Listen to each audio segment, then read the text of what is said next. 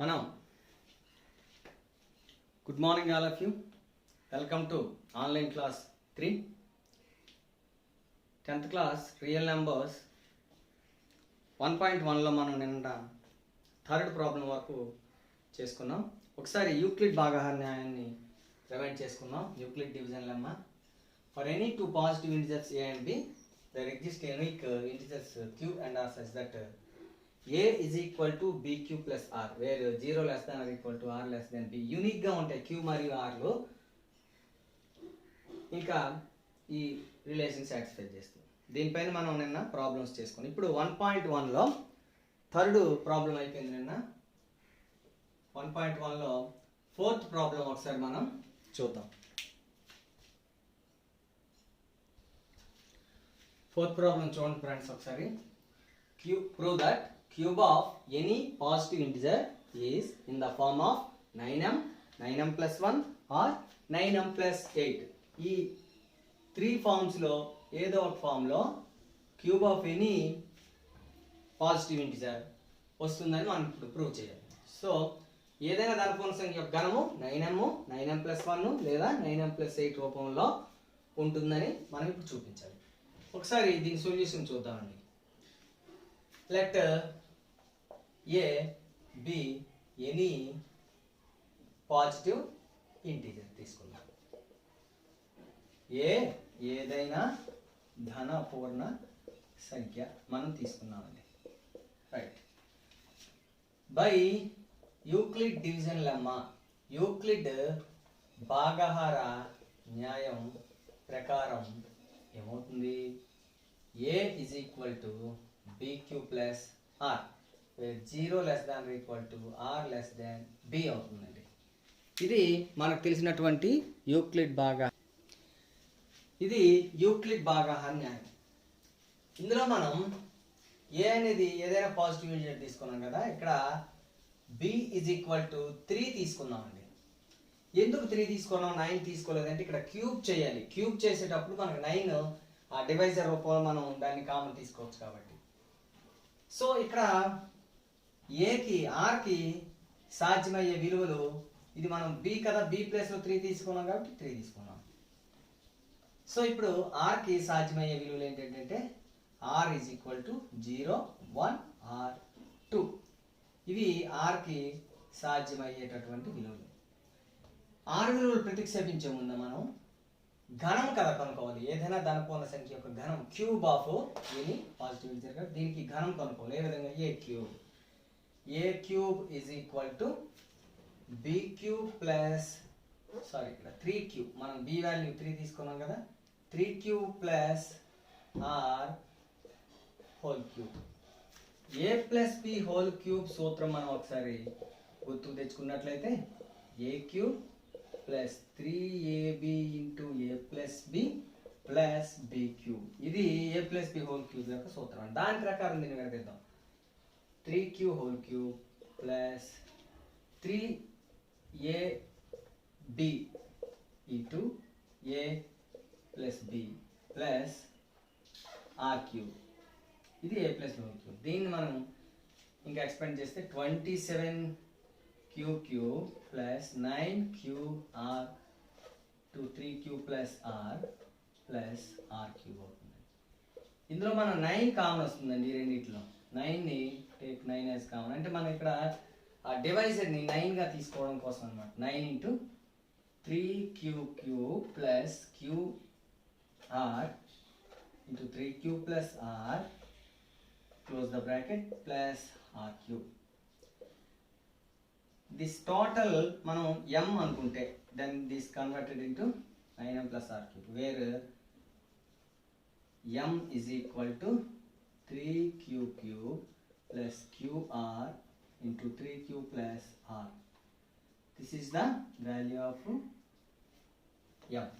Okay, now take if r is equal to 0 then a cube converted into 9m plus 0 cube.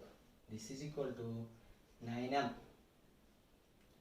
Okay, if we take r is equal to 1 then a cube is converted into 9m plus 1 cube, that is 9m plus 1.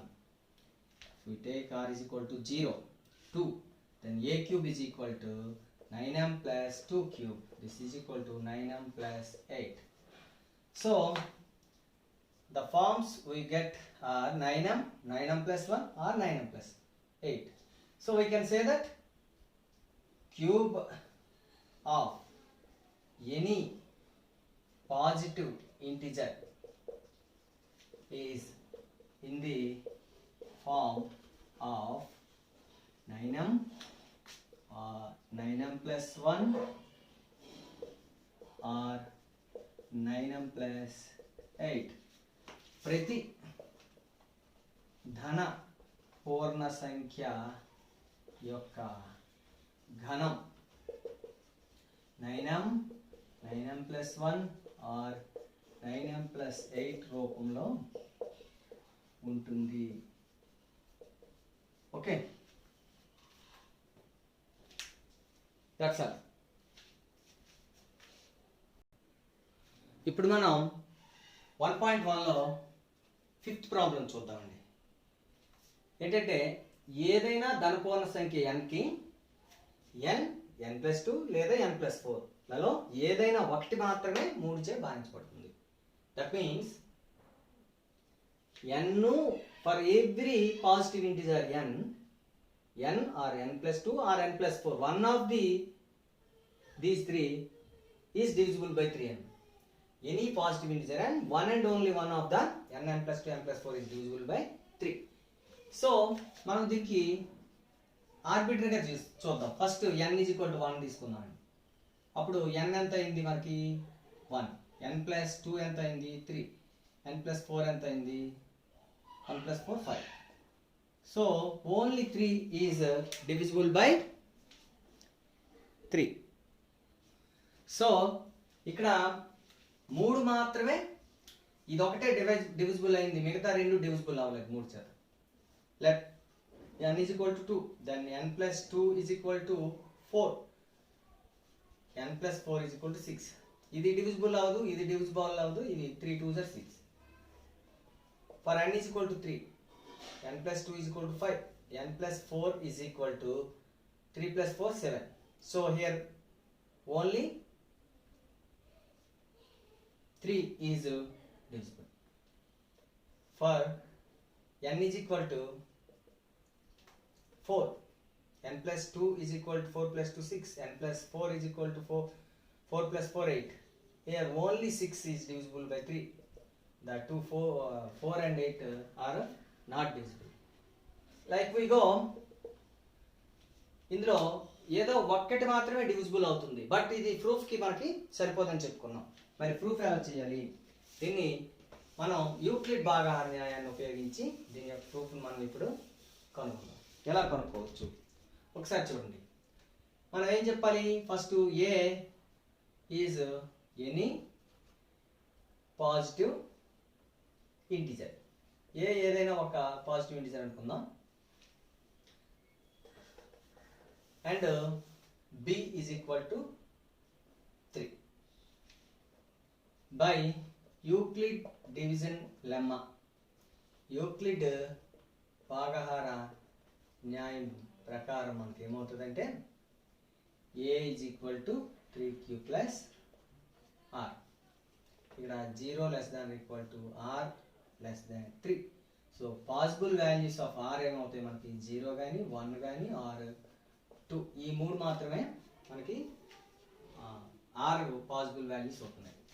So ఇప్పుడు మనం ఏం చేద్దామంటే first case r is equal to 0, then a is equal to 3q plus 0 that is equal to 3q. దీంట్లో మనం ప్రతిక్షేపిస్తామండి r వాల్యూని. So ఇప్పుడు n is equal to a తీసుకుందామండి. n is equal to a తీసుకుంటే మనకి first one n is equal to a కాబట్టి 3q అవుతుందండి. n plus 2 value ఏమో మనకి 3q plus 2 అవుతుందండి. n plus 4 వాల్యూనేమో మనకి 3q plus 4 అవుతుందండి. మనం క్లియర్గా తిన్నేమో 3 కామన్ తీసుకుంటే క్యూ ప్లస్ 1 కింద మారుతుంది, ఎందుకంటే ఇది. సో ఇక్కడ రిమైండర్ 3 చే భాగిస్తే రిమైండర్ 1 వచ్చింది, ఇక్కడేమో రిమైండర్ 2 వచ్చింది, ఇది ఒకటే రిమైండర్ 0 వచ్చింది. సో ఈ ఒకటే మనకి 3 చే భాగించబడును. It is divisible by 3. It is not divisible by 3. 3 చే భాగించబడదు. సేమ్ ఇది కూడా 3 చేత భాగించబడుతుంది. ఇక్కడ 1 రిమైండర్, ఇక్కడ 2 రిమైండర్, ఇక్కడ 0 రిమైండర్. సో 3 చే భాగించబడేది ఇది ఒకటే. ఇప్పుడు నెక్స్ట్ కేస్ మనం తీసుకుందాం. Let us take here case 2. In this r is equal to 1, then a is equal to 3q plus 1. ఇప్పుడు మనం n is equal to a అనుకుందాం అండి. let n is equal to a. అప్పుడు మనకి 3 ఏమేమి తీసుకోవాలి? n plus 2, n plus 4. ఈ values ఏ బదులుగా దీన్ని వేస్తే, ఏ బదులుగా వేస్తే 3q plus 1. ఇక్కడ n plus 2 అంటే this 1 plus 2 అంటే 3q plus 1 plus 2 that is equal to 3q plus 3. n plus 4 అంటే 3q plus 1 plus 4 this is equal to 3q plus 5. వీటిని మనం జాగ్రత్తగా గమనిస్తే ఇది 3 చేత భాగించబడదండి. 3 చే భాగించబడదు. ఇది 3 చే భాగించబడుతుందండి, ఎందుకంటే దీంట్లో 3 కామన్ తీస్తే q plus 1. So 3 into something. So 3 చేత భాగించబడును. It is divisible with 3. దీన్ని మనం తీసుకుంటే 3 కామన్ తీస్తే q plus 1 plus 2. 3 1s are 3 plus 2 5 అనమాట. 3 1 3 plus 2 5. సో దీన్ని రిమైండర్ 2 వచ్చింది. సో ఇది కూడా మనకి 3 చేత భాగించబడలేదు. సో ఇక్కడ భాగించబడింది ఒక్కటి మాత్రమే. ఏది? ఇది 3 చేత భాగించబడలేదు. ఒక n plus 2 మాత్రమే భాగించబడింది. ఇక్కడైతే ఫస్ట్ 1 భాగించబడింది, సెకండ్ 1 ఏమో భాగించబడలేదు, థర్డ్ 1 కూడా భాగించబడలేదు. ఓకే, థర్డ్ కేసు తీసుకుందాం. ఇప్పుడు ఏ r is equal to 2. అప్పుడు a is equal to ఏమవుతుంది? 3q plus 2. ఇప్పుడు n is equal to 3q plus 2. n plus 2 is equal to 3q plus 2 plus 2 అంటే 3q plus 4. n plus 4 is equal to 3q plus 2 plus 4 that is equal to 3q plus 6. ఇక్కడ మనం జాగ్రత్తగా చూసుకున్నట్టయితే ఇక్కడ 2 reminder వచ్చింది. So 3 చేత భాగించబడలేదు. 3 cross అంటే 3 చేత భాగించబడలేదు అని రాసుకున్నాం. ఇక్కడ మనం జాగ్రత్తగా దీన్ని చూసుకుంటే 3 కామన్ తీస్తే q plus 1, 3 1s are 3 plus 1 reminder ఉంది. సో ఇక్కడ 1 రిమైండర్ వచ్చింది కాబట్టి ఇది కూడా 3 చేత భాగించబడలేదు. మరి థర్డ్ 1 చూస్తే 3 కామన్ తీస్తే ఇక్కడ q plus 2, 3 2s are 6 అంటే శాసం ఎంత వచ్చిందండి? 0 వచ్చింది. రిమైండర్ 0. సో ఇదేమైంది? ఇది 3 చేత భాగించబడినది. సో ఇప్పుడు 3 సందర్భాల్లో తీసుకుందాం. ఈ సందర్భంలో n భాగించబడింది, ఈ సందర్భంలో n plus 2 భాగించబడింది, ఈ సందర్భంలో n plus 4 మాత్రమే భాగించబడింది.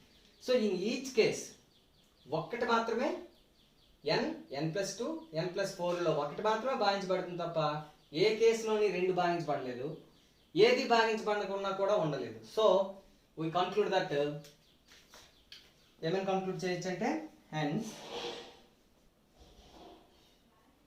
only one of the n plus 2 or n plus 4 is divisible by 3 for any positive integer n. For any positive integer n. So ఇది 5వ లెక్క అండి 11.5లో. This is the 5th problem. మనం ఇప్పుడు 1.1 కంప్లీట్ చేసుకోవడం జరిగిందండి. నెక్స్ట్ రియల్ నెంబర్స్లో మనకి ఇప్పుడు న్యూ టాపిక్ ఏంటంటే ఫండమెంటల్ థియరమ్ ఆఫ్ అరిథమెటిక్, ప్రాథమిక అంకగణిత సిద్ధాంతము.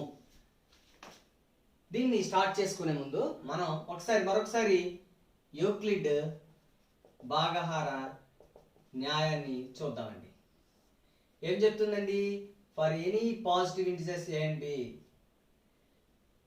For A greater than B, A is equal to bq plus r and 0 less than or equal to r less than b, where q comma r any integers and unique, they are unique. a is equal to bq plus r అయ్యే విధంగా q comma r లు దొరుకుతాయి మనకి, అవి ఏకైకంగా వ్యవస్థితం అవుతాయి అని చెప్పేసి చెప్పుకున్నాం. ఇప్పుడు రిమైండర్ అనేది మనకి b కంటే తక్కువ. Suppose for example a is equal to 12, b is equal to 5, then if 12 is equal to 5 into 2 plus 2, ఇక్కడ రిమైండర్ b కంటే తక్కువగా ఉంటుంది, లేదంటే 0కి సమానం అవ్వచ్చు. Suppose r is equal to 0, then ఈ కేసులో ఏమవుతుందంటే మనకి a is equal to bq, అంటే ఈ b is a divisor of a. మనం ఏమని చెప్పుకోవచ్చు? b is divisor of a. That means b అనేది a కి కారణాంకము అవుతుంది. let us take an example, 12 comma 4, then 12 is equal to 4 into 3 plus 0, 0 కాబట్టి ఇక్కడ 4 అన్నమాట 12 కి ఒక 4, 12 కి ఒక కారణాంకము, రైట్? అలాగే 3 కూడా 12 కి ఒక కారణాంకం అవుతుంది. ప్రోడక్ట్ లో ప్రతిదీ కూడాను టోటల్ ప్రోడక్ట్ కి every factor is divisor of 12 అవుతుంది, మనకి దానికి తెలుసు. అయితే ఇక్కడ 4 ఏ సంఖ్య అండి? ఇది కాంపోజిట్ నెంబర్, సంయుక్త సంఖ్య. 3 ఏమో ప్రైమ్ నెంబర్. మనము 12 ఈజ్ ఈక్వల్ టు 4 into 3 అని రాసాం. These two are factors, but here 4 is composite but 3 is prime number. Here we write 12 as product of all prime numbers. Let us try. దీన్ని మనం అన్ని ప్రధాన సంఖ్యల లబ్దంగా రాయొచ్చు.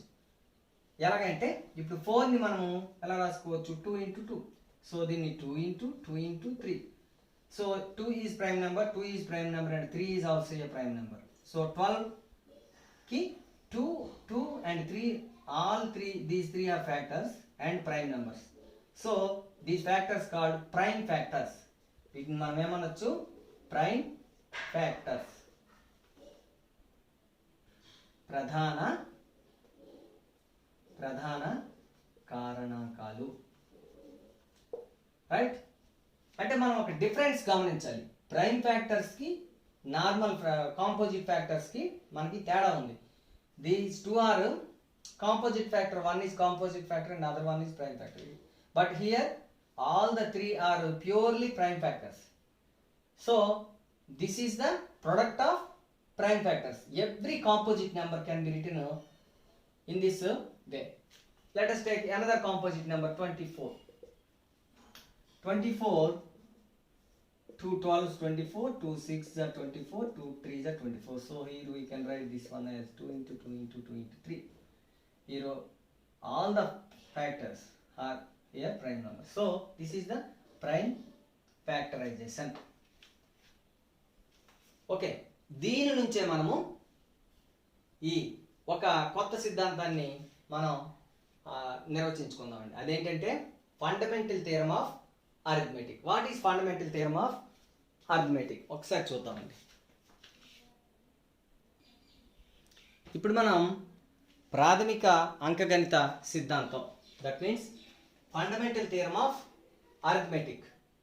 ఫండమెంటల్ థియరమ్ ఆఫ్ అరిథమెటిక్ ఒకసారి చూద్దామండి. ఏంటంటే every composite number can be written as product of prime numbers. Order of the factors may be changed, but the product is unique. అంటే ప్రతి సంయుక్త సంఖ్యని కూడా మనం ప్రధాన కారణాంకాల లబ్దంగా రాయవచ్చు. కారణాంకాల క్రమం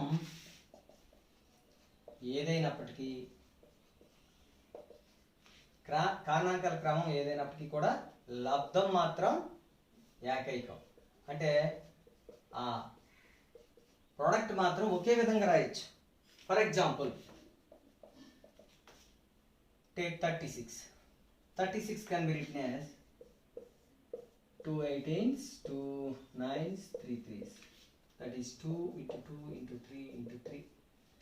Here we can change the order like 2 into 3, 2 into 3 or 3 into 2, 3 into 2.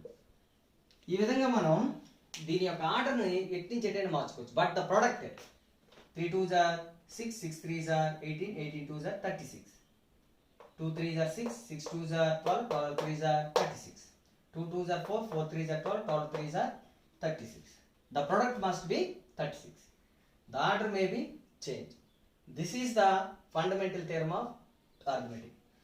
Suppose A is any composite number and the product of prime factors is P1 cross P2 cross P3 cross so on Pn.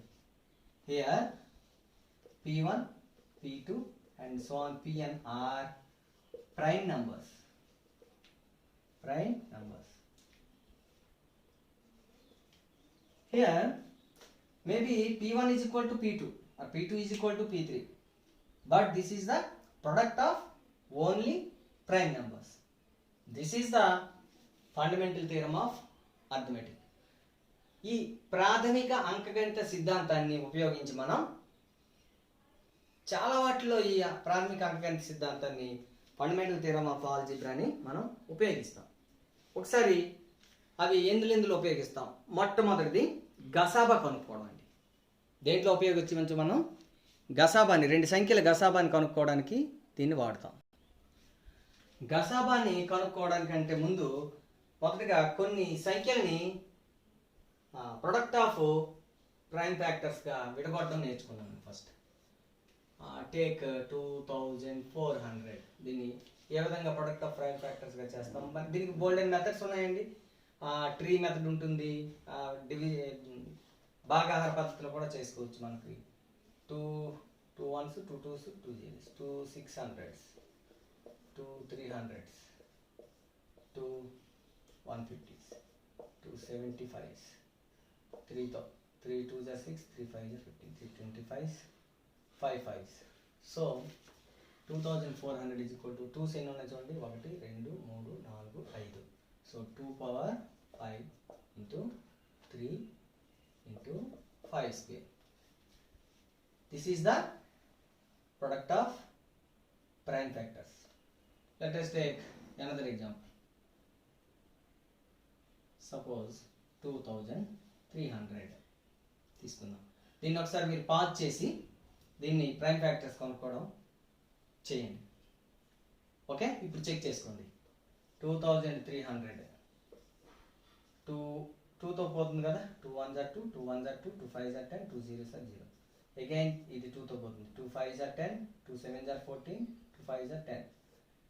ఇక్కడ ఈ some ఏమో 17 కాబట్టి 3తో అవ్వదు, 5తో చూద్దాం. 5 1s are 5, 5 1s are 5, 5 5s are 25. Okay, again 5 2s are 10, 5 3s are 15. Here 2 3 is also a prime number, so the prime factorization is complete. అయిపోయింది మనకి.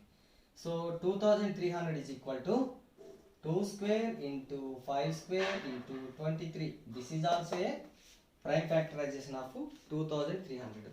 ఇది ఒకే ఒక్క మెథడ్ అండి. ఇంతకు మించి మనం 2 రెళ్ళు 5 రెళ్ళు 5 2 అండ్ 23 1 ఈ ఒక్క విధంగా మాత్రమే చేయగలం. ఇంకే విధంగా కూడా దీన్ని మనము ప్రైమ్ ఫ్యాక్టరైజేషన్ చేయలేము. ఓకే, మరొక సంఖ్యను తీసుకుందామండి.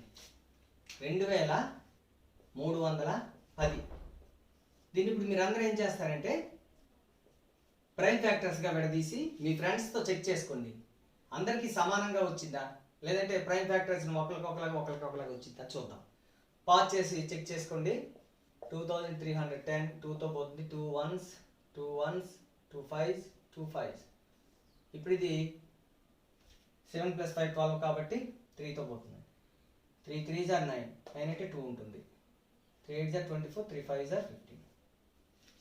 ఇప్పుడు 5తో చూద్దాం. 5 7s are 35, 5 7s are 35, 7 11s are 77. So this is equal to 2 into 3 into 5 into 7 into 11. ఈ నెంబర్ని ఒకసారి మనం గమనించినట్లయితే వరుసగా ప్రధాన సంఖ్యలు అండి. 2 3 5 7 and 11 వీటిని గుణిస్తే వచ్చింది 2310. ఓకే, మీరు చెక్ చేసుకొని ఉంటారు. మీ అందరికీ ఇదే ప్రైమ్ ఫ్యాక్టరైజేషన్ వచ్చింది. జనరల్గా మనం రాసేటప్పుడు ఇవి అవరోహణ క్రమంలో లేదా ఆరోహణ క్రమంలో అంటే తక్కువ ప్రైమ్ నెంబర్ని ముందు రాసుకొని తర్వాత పెద్ద నెంబర్ వరకు రాసుకోవడం అనేది చేద్దాం. ఇప్పుడు మనలో దీనిలో ఉన్నటువంటి దీంతో application of fundamental theorem of arithmetic ఒకసారి చూద్దాం. దీన్ని ఎక్కడెక్కడ ఉపయోగిస్తాం. ఫస్ట్ ఆఫ్ ఆల్ మనం ట్రై చేద్దాం. గసాబా మరియు కసాగులు కనుక్కోవడానికి to find LCM and HCF. కసాగు మరియు గసాబాలను కనుక్కోవడానికి మనం ఇప్పుడు ప్రయత్నం చేద్దామండి. ఏ విధంగా కనుక్కోవచ్చు? let us take two numbers 36 and 48. ఈ రెండు నెంబర్లు తీసుకుందాం. ఫస్ట్ ఈ రెండు నెంబర్కి మనం ఏం చేద్దామంటే రఫ్లో 36ని ప్రైమ్ ఫ్యాక్టర్స్గా రాద్దాం. 2 18s, 2 9s, 3 3s. So 36 is equal to 2 square into 3 square. Okay, now we take 48. 2 24s, 2 12s, 2 6, 2 3s. So prime factorization of 48 is equal to 2 power 4 cross 3.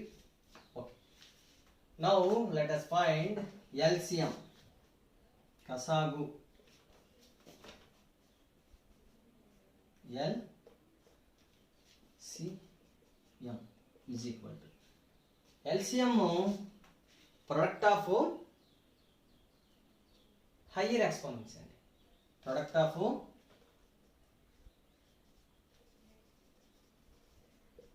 higher exponents అంటే గరిష్ట ఘాతాల లబ్ధము.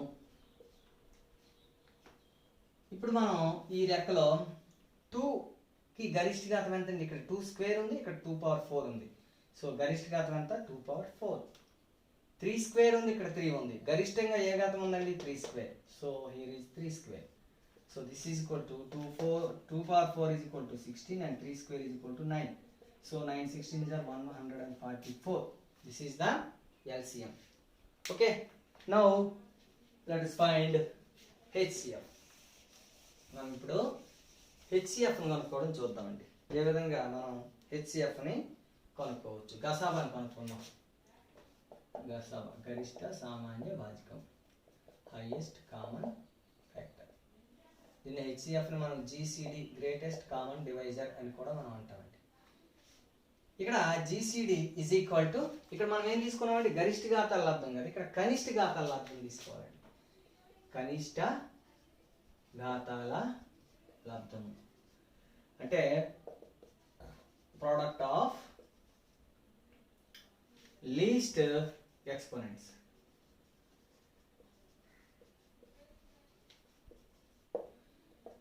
మరి ఇందులో మనం జాగ్రత్తగా తీసుకున్నట్లయితే లీస్ట్ ఎక్స్పోనెంట్స్ ఏమేమి ఉన్నాయి చూద్దాం. 2 స్క్వేర్ 2 పవర్ 4 లో లీస్ట్ ఎంత అండి?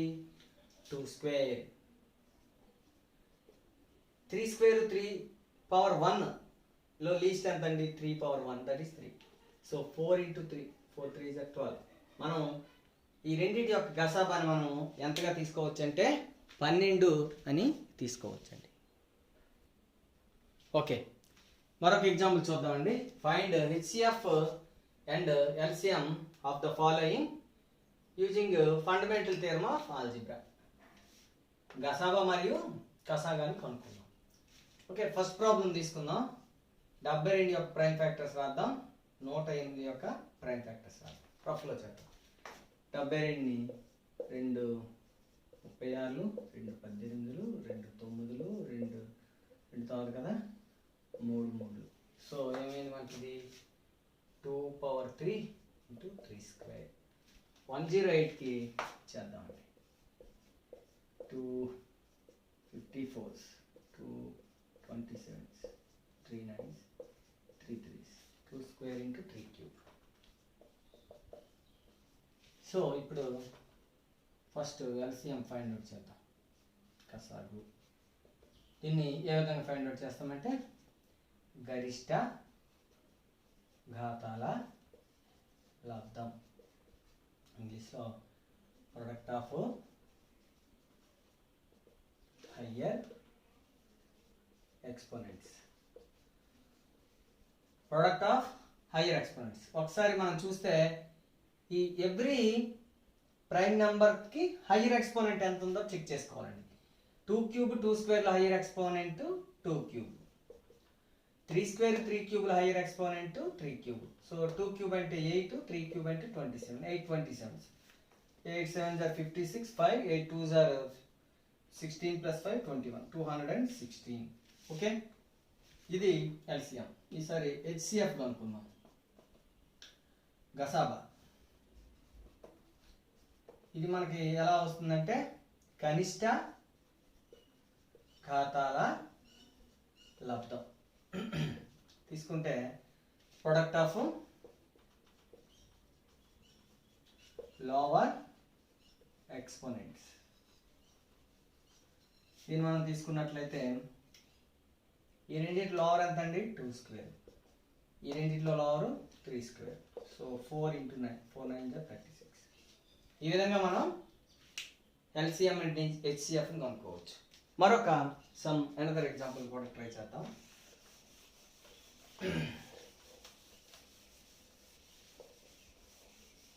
రైట్, 12ని 18 30 3 ఉన్నా కూడా అంతేనండి. ఎన్ని సంఖ్యలు ఉన్నా వాటిలన్నింటిలో గరిష్ట ఘాతాల లబ్ధం కసాబా అవుతుంది, కనిష్ట ఘాతాల లబ్ధం ఏమో గసాబా అవుతుందండి. సో మనం ఇప్పుడు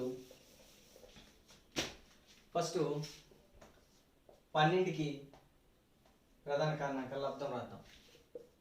2 6 and 2 3s. So 2 square into 3. Next 18, 2 9s 3 3s, 2 into 3 square. Next one 30, 2 15s 3 5s. So 2 into 3 into 5. ఇప్పుడు మనకి ఎల్సిఎం కసాగు అంటే మనం ఏం చెప్పుకున్నాం, గరిష్ట ఘాతాంకాల లబ్ధము, ప్రొడక్ట్ ఆఫ్ హయ్యర్ ఫ్యాక్టర్స్.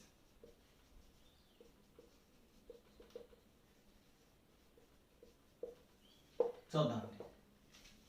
ఇప్పుడు ఈ మూడింట్లోనే చూడాలండి. ఈ మూడింట్లో 2 స్క్వేర్ 2 2, ఈ మూడింట్లో ఏది హైయెస్ట్ 2 స్క్వేర్. నెక్స్ట్ 3 3 స్క్వేర్ 3, ఇందులో హైయెస్ట్ ఏదండి 3 స్క్వేర్. నెక్స్ట్ 5, ఇక్కడ ఏమీ లేకపోతే మనం 5 పవర్ 0 ఉన్నట్లే రాసుకోవాల్సిన అవసరం లేదు, మనకు తెలియడం కోసం ముందుగా రాసుకుంటున్నాం. So 5 power 0 5 power 0 5 power 0 is equal to 1. మనందరికీ తెలిసింది ఎనీథింగ్ పవర్ 0 ఈజ్ 1. సో ఇది 1 1, ఇది 5. సో హైయెస్ట్ ఫ్యాక్టర్ ఏమో దీని 1, దీనిదేమో 0, దీనిదేమో 0. సో 5 రాసుకోవాలన్నమాట. సో ఇప్పుడు దీని ఆన్సర్ ఎంత అవుతుంది, 4 into 9 into 5. 4 5s are 20, 29s are 180. Okay, next ఇప్పుడు మనం హెచ్సిఎఫ్ కనుక్కుందాం. హెచ్సిఎఫ్ గసాబా మనం ఏం చెప్పుకున్నాం, కనిష్ట ఘాతాంకాల లబ్ధము, కనిష్ట ఘాతాంకాల లబ్ధం, కనిష్ట ప్రొడక్ట్ ఆఫ్ లోవర్ ఎక్స్పోనెంట్స్. తీసుకున్నట్లయితే 2 స్క్వేర్ 2 2, ఈ మూడిట్లో లోవర్ ఏదండి 2. 3 3 స్క్వేర్ 3, ఈ మూడిట్లో లోవర్ 3. 5 పవర్ 0 5 పవర్ 0 5, అంటే 5 పవర్ 0 లోవర్ అంటే 1, అంటే రాయవలసిన అవసరం లేదు అది. సో మనం రాయమన్నమాట. అంటే మనం ఇప్పుడు ఒకటి గమనించుకోవాలి, ఇక్కడ గసాబా కనుక్కునేటప్పుడు మూడిట్లోని ఉంటేనే రాయాలి, అందులో లోవర్ అయితే రాయాలి. ఒక్క దాంట్లో ఉంటే లేదా రెండిట్లో ఉన్నా కూడా మనం దాన్ని రాయాలి. అదే కసాగు అనుకోండి, రెండిట్లో లేకపోయి ఒక్క దాంట్లో ఉన్నా కూడా రాస్తాం. ఒకవేళ రెండిట్లో ఉంటే ఆ రెండిట్లో ఏది హైయెస్ట్ ఉంటే అది రాస్తాం. అదే గసాబాకి అయితే మూడిట్లోనే ఉండి అందులో లోవర్ అవ్వాలి, మూడింట్లో కంపల్సరిగా ఉండాలి, గుర్తుపెట్టుకోవాలి. సో ఇక్కడ గసాబా మనకి 2 3 6, ఓన్లీ 6 మాత్రమే మనము తీసుకోవాలి. ఎందుకంటే మరొక చూద్దాం. ఇప్పుడు నేను డైరెక్ట్గా ప్రైమ్ ఫ్యాక్టర్స్ కొన్ని ఇచ్చి వాటికి గసాగు గసాబా మనకి నంబర్ ఇస్తే దాన్ని ప్రైమ్ ఫ్యాక్టర్స్గా విడగొట్టుకోవడం మనందరం ఇప్పుడు నేర్చుకున్నాం. అలా కాకుండా సరే ఆఫ్టర్ ప్రైమ్ ఫ్యాక్టరైజేషన్ నేను కొన్ని నెంబర్స్ ఇచ్చాను అనుకోండి, అప్పుడు మనము గసాగు గసాబా ఏంటో చూద్దాం ఒకసారి. ఇప్పుడు ఒకటో లెక్క చూద్దామండి. 2 power 3 into 3 power 4 into 5 power 6 into 7 power 1. ఇంకా ఇందులోని second number 2 into 7 power 2 into 11 power 4 into 30. ఇప్పుడు ఈ రెండింటికి నేను కసాగు ఫస్ట్ ఆఫ్ ఆల్ ఎల్సిఎం నేను ఫైండ్ అవుట్ చేస్తానండి.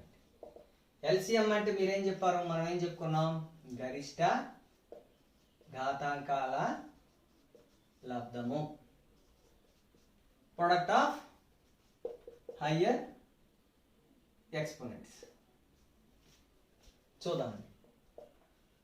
ఇప్పుడు 2 cube 2, ఈ రెండిట్లో హైయర్ ఎక్స్పోనెంట్ ఎంత అండి, 2 cube 3. ఇందులో 3 లేదండి, అంటే 3 power 0 ఉన్నట్లు లెక్క. మరి 3 power 0 3 power 4 లో హైయర్ ఎక్స్పోనెంట్స్ ఎంత, 3 4 5. ఇందులో లేదు, అంటే ఇదే hire exponent. 5 power 6, 7 power 1 7 power 2. ఇందులో హైయర్ ఎక్స్పోనెంట్స్ ఎంత, 7 power 2.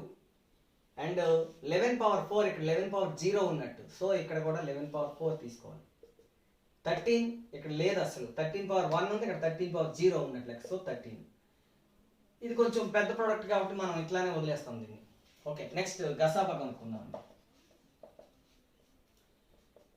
హైయెస్ట్ కామన్ ఫ్యాక్టర్ మనం ఏం చెప్పుకున్నాం, ప్రొడక్ట్ ఆఫ్ లోవర్ ఎక్స్పోనెంట్స్, కనిష్ట ఘాతాంకాల లబ్ధం. 2 cube 2 లో కనిష్ట ఘాతాంకం ఏదండి, 2. 3 power 4 ఇందులో ఎంత ఉన్నట్లు లెక్క, ఎస్ 3 power 0 ఉన్నట్లు లెక్క. 3 power 0 3 power 4 లో కనిష్టం ఏది, 3 power 0. 3 power 0 అంటే 1, అంటే మనం రాయం, అది ఒక దాంట్లో ఉన్నంత మాత్రాన హెచ్సిఎఫ్ కి రాయకూడదు. 5 power 6 ఇందులో లేదు, ఇందులో ఉంది, కాబట్టి ఇది కూడా రాయం, ఎందుకంటే అక్కడ 5 power 0 లోవర్ అవుతుంది. 7 power 1 7 స్క్వేర్ రెండింటిలోనే ఉంది కాబట్టి 7 power 1 లోవర్, కాబట్టి 7 power 1 అంటే 7 మనం రాస్తాం. ఇక మిగిలిన వాటిలో ఇందులో 11 power 4 ఉంది, ఇందులో లేదంటే 11 power 0 ఉన్నట్టు, సో లోవర్ ఎంత 11 power 0 రాయదు. 13 power 1 13 power 0, ఇక్కడ 13 power 1 ఉంది, ఇక్కడేమో 13 power 0 ఉన్నట్టు లెక్క, సో అది కూడా మనం రాయవలసిన అవసరం. So HCF is equal to ఎంత అయిందండి, 40. Let us try another example. మీకు బాగా అర్థం అవడం కోసం మరొక ఉదాహరణ నేను ఇప్పుడు తీసుకుంటాను. ఇక్కడ కూడా ప్రైమ్ ఫ్యాక్టరైజేషన్ ఇస్తాను. ఈసారి మనం 3 నంబర్స్ తీసుకుందాం. ఓకే, 3 నంబర్స్ యొక్క నేను prime factorisation ఇస్తున్నానండి. 2 cube into 3 into 7 power 1 into ఒక number, 2 square 3 power 4 11 power 5 13 power 1 మరొక number, 3 power 2 into 7 power 1 into 19 power 2. Okay, ఇప్పుడు ఈ 3 నంబర్స్ యొక్క ఎల్సిఎం ఫైండ్ అవుట్ చేద్దాం,